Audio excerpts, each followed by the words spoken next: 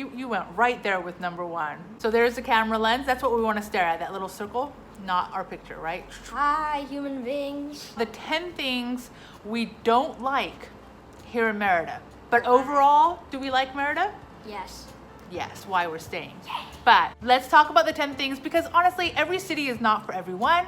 So perhaps Merida's not for you. Tell me your number one thing you dislike about Merida, Mexico. Most of the time, you can't flush toilet paper. You went right there. Awkward, but let's talk about it. Do you flush the toilet paper? Yes. Yes. Our place apparently can.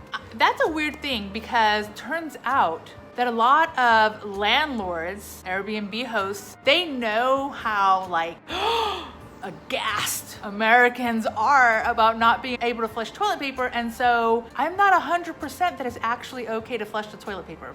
I'm just saying. So Might not be. I'm not sure. So the boy flushes, I do. because he does. I only flush number 2. Have you noticed, Alex, that I have not, I don't know, has the bathroom been smelling more that you've noticed?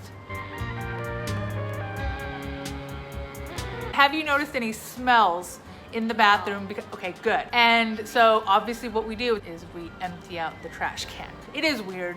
It's weird. Most, if not all, restrooms here, they're just not equipped for a lot of toilet paper. So I try to minimize. You went right there with number 1. Went right for the toilet paper. Okay, is there another thing about Mexico or Merida, Mexico that you don't like?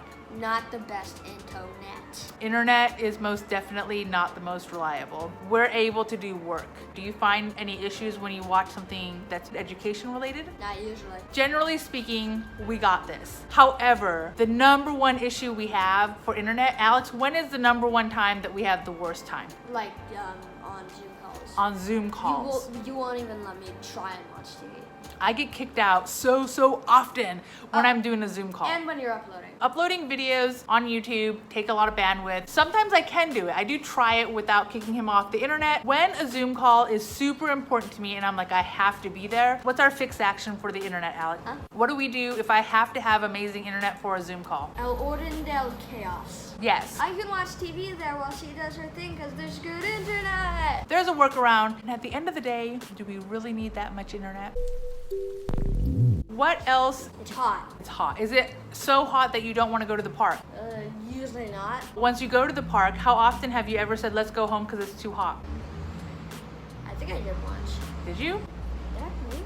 If he did, it was a long time ago. Yes, it's hot, but when you're playing, you're distracted and you don't notice. From the mommy viewpoint, all I really need is some type of shade, whether it's a tree, an overhead. If there's some kind of shade, like, it's honestly fine. But if you're walking around town, yeah, there have been a couple of hot days. Can I see your face? Hang on. Hot.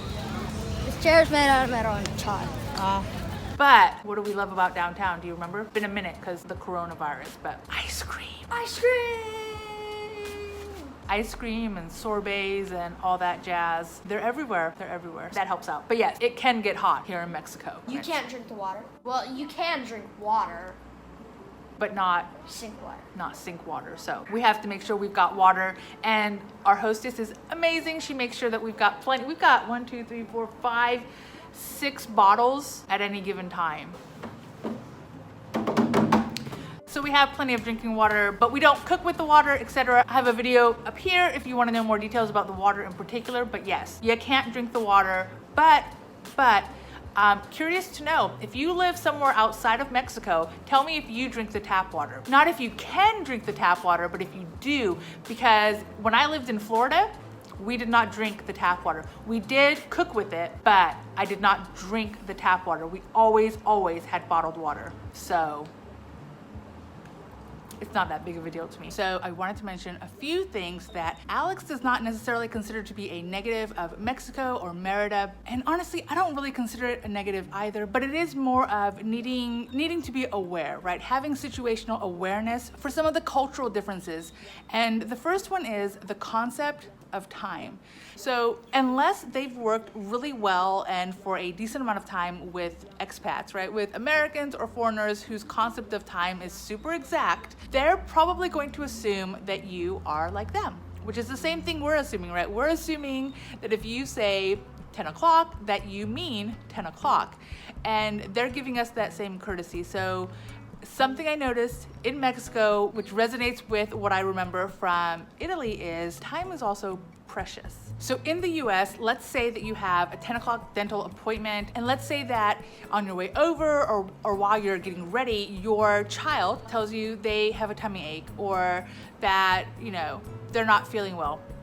We as Americans, I for sure, have a tendency to go, okay, let me do a real quick check, make sure that we're not talking about something serious because we have things to do, right? We have a tendency of handling the dilemma super quickly, super superficially, not saying that it's the wrong thing to do, but in some other cultures, those slight inconveniences, those slight moments that could derail but doesn't really derail your schedule, they'll let it.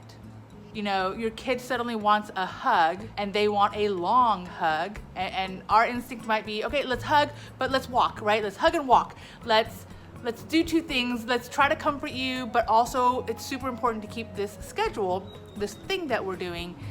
And I think, again, in Italy and also in Mexico, there's an element of spontaneity. There's an element of being in the moment and an understanding that when you live in the moment, when you are spontaneous, when you live life to its fullest, you pause. You don't rush. You pause and you dig into that a little bit, and you observe a little longer, and you hug a little longer, and all those things, right? When you don't rush, will generally equal being late to appointments. It can be frustrating, especially coming from a very time-centered, time is money kind of culture to just accept. Yep, you said your restaurant was open at 6 o'clock, so I assumed I could come here at 6 and eat. And what you meant was 6 o'clock is when you open the doors so that your waiters and waitresses and chefs and hosts, so that the people who work there can come in and they can start getting ready to serve customers. Yes, if you want to have a seat, you can. And if you want to order, you can. But the stove is not on yet. So it can be super disconcerting if you don't realize that it's a potential thing, but once you acclimate to it, you start to appreciate both sides, right? I've been late to appointments and I would feel horrible and I would immediately text, my orthodontist, hey, I'm running late, et cetera, and she just responds, yeah, we're here. So come when you're ready. Do you hear all this noise? So I'm getting a little bit irritated at this noise only because I'm recording. So we'll just jump to noise.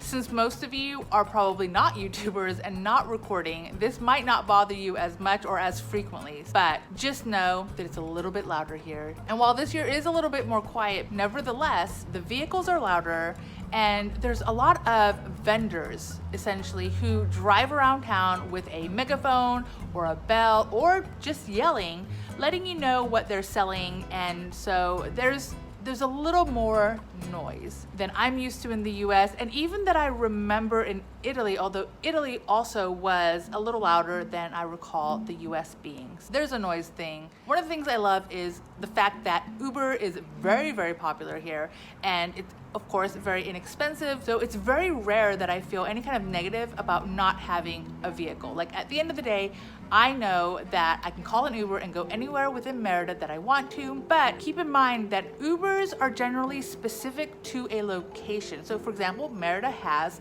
Uber, but if I'm wanting to go someplace outside of Merida, and there's a lot of things just on the outskirts of Merida that is amazing to experience. And so if you don't have a vehicle, how do you get there, right? Uber might take you there, but who's gonna take you back? And some of those amazing locations you want to go to, they may not have cell reception, they may not have taxis, they may not have buses. One of the things that you're going to have to get accustomed to and be okay with is the idea of hiring a private driver. It was something that was a little difficult for me to get over. I will also say that in order to make that a much more comfortable experience, it's super helpful to network down here, to know the different drivers, to know the different people that provide various tours around Merida, and those other locations so that you can shop around and get a feel for what the average price is and what all the things that might come along with that, right? All the experiences that might come along with that. So the last thing that I also experienced in Italy, I'm experiencing it here again, a fear of going home.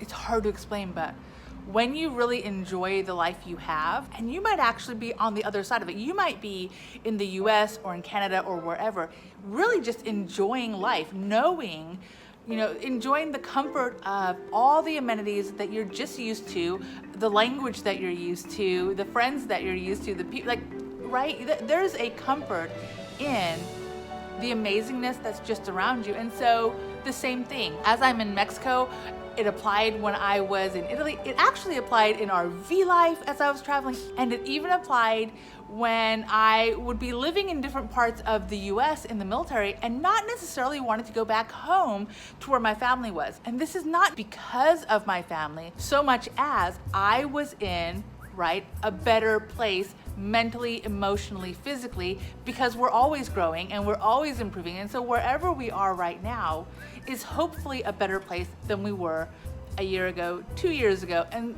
so for me, and for a lot of expats, the idea of going backwards is sometimes a super scary thought. That being said, while I haven't made plans to leave Mexico yet, I will say that unless the location you're going home to is, toxic for some reason, it will be okay.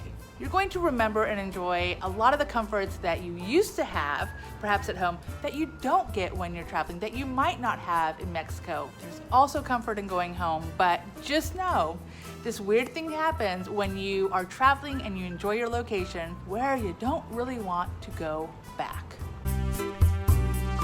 So let's talk about the house. And I just want to put a caveat. I love this place. I extended staying here because I love this place. Love it. However, nothing is perfect. So let's talk about not perfect. What's not perfect about this house? Do you remember the Cristobal tropical storm? Oh yeah, there's so many leaks. Connecting with other expats, I learned that a lot of the houses here, they're just not prepared for that level of rain, and leaking was a thing that almost everyone I knew in the area was dealing with. So that made me feel a little bit better on that. But the other thing that honestly made me feel better was I would tell my landlady, and as she had to wait, of course, for the rains to stop. But what did she do? Energy.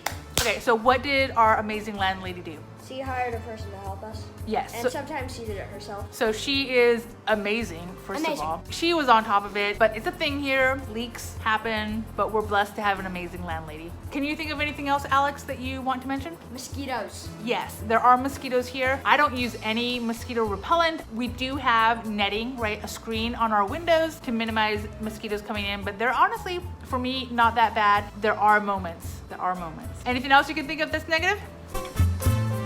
No, I love this place.